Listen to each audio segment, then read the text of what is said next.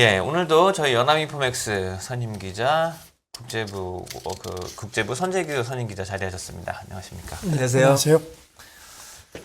네, 저희가 또 연휴를 지나고 나니까 뉴스가 중요한 뉴스들이 또 많이 나와 있는 것 같습니다. 우선 저희가 이거부터 한번 여쭤볼게요. 저희가 아까 유가를 살펴보니까요. 오늘 유가가 굉장히 많이 뛰었거든요. 최근에 이제 하락하는 흐름이다가 다시 한번 또 급등을 하고 있는 모습인데요. 지난주에 또 빨리 나온 소식을 한번 전해주셨었죠. 오펙 플러스가 감산량을 굉장히 많이 줄일 것 같다. 이런 예측이 나온다라고 뉴스를 전해주셨는데 이 얘기가 계속 더 나오고 있는 것 같습니다. 오늘 새벽에 나오는 걸 보면 거의 기정사실인 것 같습니다. 로이터 블룸버그가 이름을 밝히지 말라는 오펙 관계자들을 이용해서 속속 보도를 했는데요. 이제 오펙 플러스 회의가 이제 내일 이제 열리죠.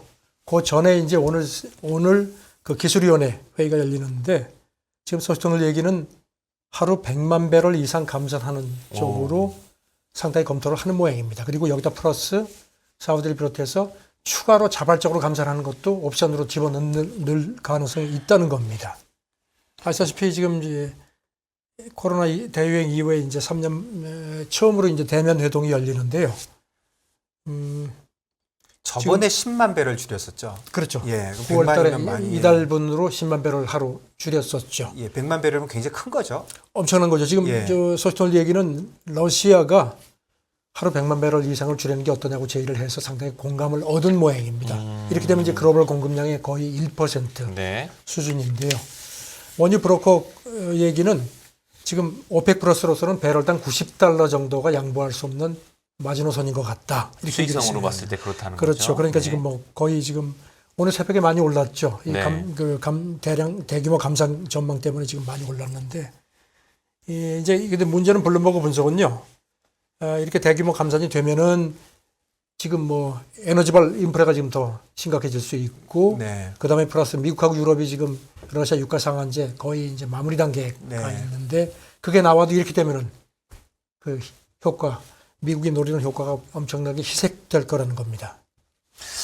이렇게 되면은 사실 이제 미국 같은 경우에는 말씀해 주신 대로 유가 상한제도 하고 어떻게든지 에너지 가격을 갖다가 좀 안정화시키려고 노력을 많이 해왔는데요.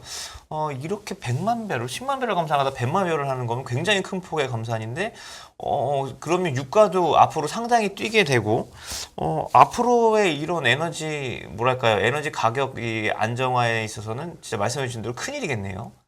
그렇죠. 지금 그런데 아시다시피 지금 글로벌 경기 침체, 우려가 점점 더 커지니까 오펙이 좀 전에 사우디 장관이 에너지 장관이 그런 얘기를 했거든요. 공격적으로 선제적으로 나갈 거다. 그러니까 그 선제적이라는 데 포인트 방점을 두는 것 같습니다.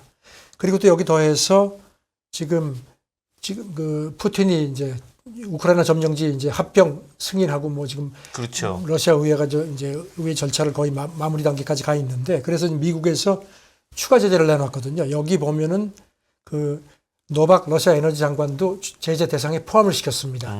그렇게 되면 이제 이번 오펙 플러스 회의에 이제 대면 회동이니까 참석을 해야 되는데 과연 그게 가능할 거냐 이런 얘기도 있는데, 그런데 지금 보니까 유럽연합은 또 이 조치에 동참은 안 했습니다. 지금 오스트리아 비엔에서 열리는데 오스트리아 정부가 기자들이 노박 에너지 장관이 참석을 합니까? 그랬더니 제재 대상이 아니다. 거기까지만 얘기를 했는데요. 그래서 노박이 직접 오고 안 오고도 상당히 주목이 되는 부분입니다. 네, 오펙이나 러시아 입장에서는 유가가 말씀해 주신 대로 경기 침체 때문에 다시 80불 이하로 40달러에서 80달러가 굉장히 오래 있었거든요. 그렇죠. 그래서 겁이 나겠죠. 60달러, 40달러 내려가는 게. 유가도 유가지만 지금 가스관 사태 이후에 EU 쪽에서 어떤 대책이 좀 필요할 것 같은데, EU 쪽은 어떤 대책들을 세우고 있습니까? 유럽연합이 굉장히 부지런히 지금 러시아 의존 줄이려고 아주 바짝 움직이는 모습인데요.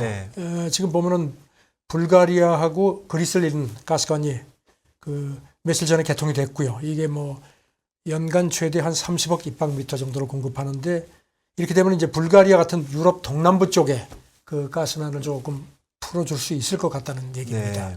그리고 또 노르웨이하고 폴란드를 잇는 또 다른 가스관, 이것도 새 건데요. 지난 1일부터 본격 가동됐습니다. 이게 지금 노르웨이에서 덴마크하고 발트해를 거쳐서 폴란드로 이제 오는 건데 폴란드가 아주 집중적으로 투자를 한 모양입니다. 네. 그런가 하면 또 지금 이스라엘하고 유럽연합이 사실 그동안에 관계가 별로 좋지가 않았는데 네.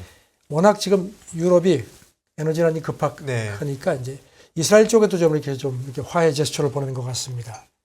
이른바 EU하고 이스라엘 연합 이사회라는 게 이게 원래는 1995년에 이제 설치가 돼가지고 쭉 이제 연례 회의를 하다가 2012년에 당시 이스라엘의 서한 정착적 확대 문제 때문에 네. 유럽연합이 반대하고 해서 그때부터 중단이 됐는데 이번에 이제 그걸 다시 열어서 오늘 오전 우리 시간으로 오늘 오전에 이제 브뤼셀에서 만난다고 합니다. 여러 가지 뭐 문제를 얘기하는데 에너지 문제도 협의가 된다고 하는데 그런데 지금 유럽 연합 내 회원국 간에도 이 이스라엘 팔레스타인 분쟁에 대해서 이견이 많고요.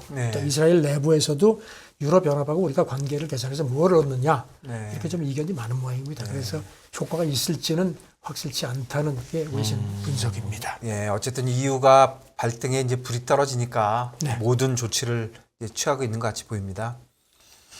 그렇죠. 자, 이게 그럼 이제 다음 저희가 좀 보면 확실히 이제 우크라이나 전쟁 어떻게 되고 있느냐 이런 부분에 있어서도 좀 저희가 계속 봐야 될 것 같은데요. 아까 말씀해 주신 대로 이제 푸틴이 이제 합병을 승인을 하고 그리고 또 우크라이나에서 그러면서 또 이제 요충지에다가 또 공격을 또 해서 또 수복을 하고 이러는 상황이 계속 연출이 되고 있는데 그 우크라이나 같은 경우에는 조금 더 공세를 더 좀 이렇게 된 게 공세를 더 이제 강화시키고 싶은 이런 모습인가 봅니다. 지금 뭐 러시아 쪽에서 핵 공격 위협이 자꾸 나오죠. 네. 그래서 미국도 뭐 이게 뭐 심상치 않다는 얘기를 하는데 지금 CNN이 정통한 소식통 여러 명을 인용해서 어제 보도를 했는데요.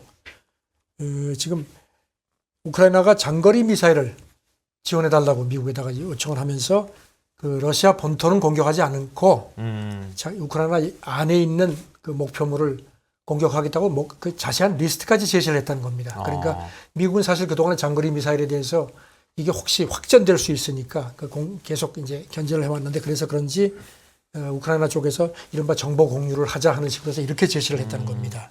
지금 한 장거리 우크라이나가 앞서서 미국의 그 장거리 미사일이 에이테크스라는 이거를 지원했다고 했는데 이게 지대지 미사일인데 한 300km까지 공격이 가능하다고 하니까 지금 미국이 우크라이나에 주고 있는 가장 공격 무기 가운데 도달거리가 가장 긴 게 여러 차례 얘기가 나왔죠. 하이마스 고속 기동 포병 로켓 시스템. 이건데 이거보다 한 4배 이상 멀리 있는 곳을 공격할 수 있다는 겁니다.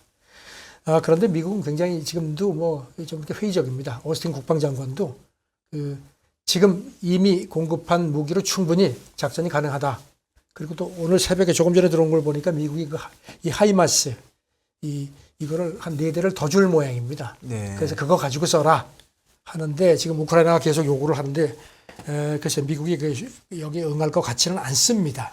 예, 장거리면 아무래도 또 개인이 또 다른 이슈가 생길 수도 있으니까 그렇게 생각하는 것 같아요. 지금 우크라이나가 목록까지 내놨다고 말씀드리지 않습니까? 거기 보면은 공격 리스트 중에 지금 외신들이 관측하는 걸 보면은 러시아 병참선하고 그리고 러시아 동남부 지역 무기고까지 포함됐을 가능성이 있다는 겁니다. 그러니까 그렇게 되면 이제 러시아 동남부 확전되니까 미국에서 그걸 응하지 않겠느냐는 관측이 많습니다. 아무래도 이제 푸틴이 핵 위협을 하고 이러는 와중에 둘 중에 그러니까 미국이나 러시아나 어느 둘 중에 하나가 좀 뭐랄까요 국제사회에서 봤을 때 좀 선을 넘었다 싶은 이런 거는 좀 서로 좀 어떻게든지 먼저 하기는 싫은 거죠. 그 핵 얘기 잠깐 하면은 저는 주말에 무시무시한 뉴스들도 많이 있었는데 뭐 더 이상은 없는 모양이에요. 전술핵, 전략핵 하면서 굉장히 겁을 주는 그런 뉴스들이 있었는데 좀 잠잠해졌나요? 계속 그런 얘기들이 나오다가 그러니까 이제 뭐 추측 얘기가 나오고 그다음에 이제 특히 뭐 싱크탱크 쪽, 뭐 보수 쪽 이런 데서 그런 얘기가 많이 나와서 제가 뭐 굳이 그것까지 전해드릴 필요가 있겠느냐 해서 했는데요. 일단 아직도 좀 긴장은 계속되는 것 같습니다. 지금 러시아 국제문제 전문 통신 스푸트니크가 어제 리투아니아 국방부 발표를 인용해서 전했는데요. 나토 전투기들이 지난주에 러시아 역외 영토 칼리닝그라드라고 있죠. 러시아 리투아니아 이쪽에 있는 거기서 러시아 공군기들이 계속 발진을 해서 이거를 견제하기 위해서 나토 공군기가 4차례 출격을 했다는 겁니다. 지난주에. 그런데 이제 그 리투아니아 국방부 얘기는 러시아 공군기들이 모두 사전에 이제 작전을 이제 뭐 순찰을 하게 되면 이제 그거를 상대적으로 이제 통보를 하는 모양인데 그런 네. 것도 없고 그다음에 트랜스폰더라고 이게 통신 중계 장치인데 이제 그걸 통해서 이렇게 교신을 하는데 네. 그것도 껐다는 겁니다.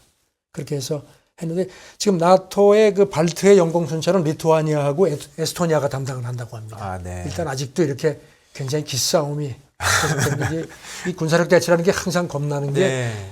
뭔가 돌발 사태가 생길 수 네. 있으니까. 네. 뭐 전술핵 얘기 나오고 그러니까 좀 무서운 것 같아요. 그렇죠. 아우. 푸틴이 그걸 노렸을 겁니다.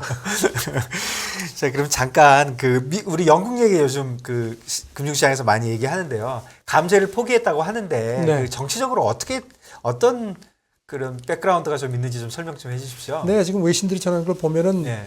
보수당 내에서도 뭐 이게 물론 이제 노동당 쪽에서 뭐 완강히 반대를 했죠. 네. 노동당 이제 섀도우 내각이 있고 이제 네. 섀도우 내각의 재무장관 이제 그 이제 예정자 네. 이 하원 의원이 이놈의 정부 혼선 때문에 영국 경제 신뢰에 망가졌다. 그리고 이제 믿을 수 없는 낙수 효과에 대한 기대는 안 된다. 그러면서 전체 정책 자체를 뒤집어라. 이런 네. 얘기를 했고요. 지금 최고 세율 45%만 다 뒤집은 게 아니죠. 그렇죠. 네, 그 네. 철회하겠다는 계획만 이제 네. 취소한 거 아닙니까? 네. 그리고 또 보수당 안에서도 특히 아까 조금 전에 말씀드린 소득세 45% 폐지안에 반대하는 목소리가 크다는 점도 지적이 됐고요. 지금 문제는 아시다시피 뭐 대대적인 감세안을 내놨는데 도대체 그럼 부족한 세수를 어떻게 충당할지는 별 얘기가 없었거든요. 그렇죠. 예. 네. 결국 국채 발행한다는 거였는데 그게 그러니까요. 이제 국채 발행이 되면은 그렇죠. 그래서 이자율이 오르고 그래서 그 영국 파운드가 내려오고 시장에서 난리가 나니까 조금 한 발 물러섰다 이렇게 봐지네요. 제가 뭐 오늘 새벽에 그 들어오는 외신들도 월가 애널리스트들도 근본적으로 어떤 에너지 그 극복 재원을 어떻게 마련할 것인지 이런 걸 내놓지 않으면은 지금 뭐 파운드가 조금 이렇게 올라갔죠. 예, 좀 올라갔습니다. 그런 건데 파운드하고 영국 국채 가지는 압박이 쉽게 해소되지는 않을 거다. 미봉책이다 뭐 이런 식으로 나오고 있습니다. 근데 뭐 그런 게 없는 거죠. 없으니까 못 내놓는 건데 어쨌든 그 시장에 대한 그 신뢰라고 그럴까? 시장이 반대로 반응하니까 거기에 대해서 좋게 반응했다. 이렇게 좀 긍정적으로 시장은 보고 있는 것 같습니다. 어제 보니까 피친가가 영국의 신용 전망을 네. 부정적으로다가 낮췄더라고요. 예. 그렇군요. 알겠습니다. 그 이제 러시아가 아무래도 이제 전쟁을 계속하면서 이제 국제 기구라든지 좀 국제 사회에서 또 이게 계속 이제 압박을 받는 모습이 계속 나오고 있는데요. 그 어저께는 보니까 국제 민간 항공 기구 이사국에서 이제 러시아가 이제 사실상 이거는 뭐 퇴출이라고 해야 되나요? 이사국이 연임에 실패해가지고 이제 이사국에서 나왔다라고 하는 거는 뭐 스무스하게 이제 약간 이렇게 가는 건가요? 이게 이제 이카오죠. 이카오가 네. 이제 그 36개국이 이사회가 되는데 이제 이 이사회가 이제 모든 걸 다 결정을 하는데 이게 이제 1부, 2부, 뭐 3부 이런 식으로 되어 있는 모양입니다. 이 러시아는 중국, 미국, 인도 등하고 일부 그룹 이사국이었는데 그 이제 이사국 연임을 위해서 투표를 했는데 80표를 받았는데 이사국에 계속 있기 위해서는 최소 86표가 필요한데 거기 미달됐고 다시 투표를 했는데 안 된 모양입니다. 네. 그래서 이제 러시아는 뭐 이거는 정치적인 조치다 막 반발을 네. 하면서도 또 얘기가 그래도 우리는 회원국 자격은 100% 유지를 하기 때문에 모든 그 이카오 규약 같은 거를 지키겠다. 그다음에 우호국에 대한 국제선 취향에도 아무 문제가 없다. 뭐 이런 얘기를 했습니다. 그래서 뭐 어쨌든 러시아가 좀 망신을 당했다 그럴까? 좀 그런 거네요. 그렇죠. 망신을 당한 거죠. 계속 예, 뭐 왕따 예. 당하는 건데요. 네.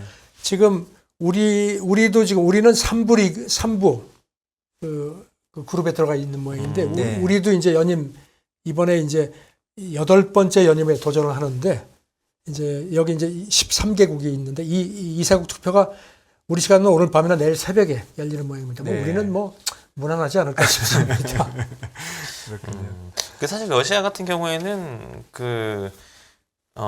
이게 그럼 러시아가 이게 그 이사회에서 이사국 연임에 실패한 거지 뭐 항공기 취향이라던가 뭐 이제 국제 노선 이런 거에는 큰 변화는 없는 거죠. 자기들도 그런 얘기를 했죠. 네네. 그러니까 이사 자격은 유지가 되는 거고. 네네. 그러니까 뭐 그거 외에 이제 이사회, 그러니까 정책을 결정하고 뭐 집행하는데 이제 들어가지 못한 거죠. 그러니까 기분이 무지하게 나쁘겠죠. 일단 뭐 왕따를 당한 거니까요. 알겠습니다. 저희가 이 부분도 한번 저희가 좀 여쭤보고 싶었는데요. 그 미국에서도 요즘에 보면 최근 이제 뭐 금리 인상, 연준이 금리 인상이 워낙에 가파르고 강달러가 워낙에 강하고 그러다 보니까 네. 사실 뭐 김유성 대표님 옛날에 재직하실 시절에도 그런 얘기 나왔습니다만 옛날에는 이제 강달러 뭐 금리 인상 이런 거 나오면은 달러는 우리나라 화폐고 뭐 다른 나라가 뭐 어렵게 되는 거 우린 잘 모르겠다 뭐 이런 태도 나왔었는데 요즘에는 조금 달라진 것 같아요. 좀 다른 나라에서도 개입할 수 있다 뭐 약간 이런 이해한다 이런 쪽으로 계속 좀 그런 얘기들이 월가에서 나오는 것 같은데요. 지금 그 오늘 새벽에 유엔 무역개발회의 웅크타드 그러니까 예. 세계 경제 전망 보고서를 냈는데요. 연준을 비롯한 그 주요국 중앙은행들이 이런 식으로 가파르게 금리를 계속 인상하면은 개도국에 상당한 피해가 초래가 될 위험이 있으니까 정책을 재고해달라. 사실 유엔 쪽에서 이런 정책 재고를 요청하는 게 상당히 좀 이례적이기도 네. 한데요. 그렇게 촉구를 했습니다. 그러면서 이 보고서를 보면은 연준의 기준금리가 1%포인트 인상되면은 3년간 다른 선진국 GDP는 한 0.5% 정도 감소하고 빈국은 감소폭이 더 한 0.8% 정도 될 거다. 그리고 올해 이미 연준이 인상한 것만도 빈국의 GDP가 한 3,600억 달러 정도 지금 줄어들었다는 겁니다. 그렇게 압박을 하는데 네. 그래서 그런 건지 지금 조금 좀 뭐 이 연준 쪽에서도 조금 뭔가 좀 이렇게 그런 걸 좀 이렇게 좀 토닥이는 듯한 그런 발언이 나왔는데요. 그 브레이너드 연준 부의장이 우리 시간으로 그 지난 토요일 날 뉴욕 연준 그 주최 컨퍼런스에서 연준이 높은 금리를 유지할 필요성은 있다 하면서도 그 모든 걸 고려할 때 그러니까 일부 국가에는 이런 것들이 통화 가치 절하라든가 인플레 압력 가중되고 해서 추가 긴축을 필요로 하게 할 수도 있다. 그래서 이게 그러니까 걱정을 해주는 건지 그렇게 니들이 그런 걸 대비해서 알아서 하라는 건지 저는 그래도 이런 얘기를 했습니다. 그래서 금융 취약성이 더 심해질 가능성을 우리가 주목하고 있다. 그렇게 얘기를 하는데 글쎄요. 뭘 어쩌라는 건지 모르겠습니다. 그렇네요. 그런데 그래도 이런 얘기가 나오는 거는 뭐 예. 최근에 드문 얘기죠. 왜냐하면 계속 미국이 나밖에 모르겠다 뭐 그랬는데 다른 나라들의 그 달러 강세로 더 어려움이 있는 거에 대해서 처음으로 얘기를 좀 시작한 거는 사실인 것 같아요. 아무래도 미국도 뭐 역통화 전쟁이다 뭐 이런 얘기 나오는 거에 대해서 좀 인식을 좀 하고 이제 부담을 느끼고 있는 걸까요?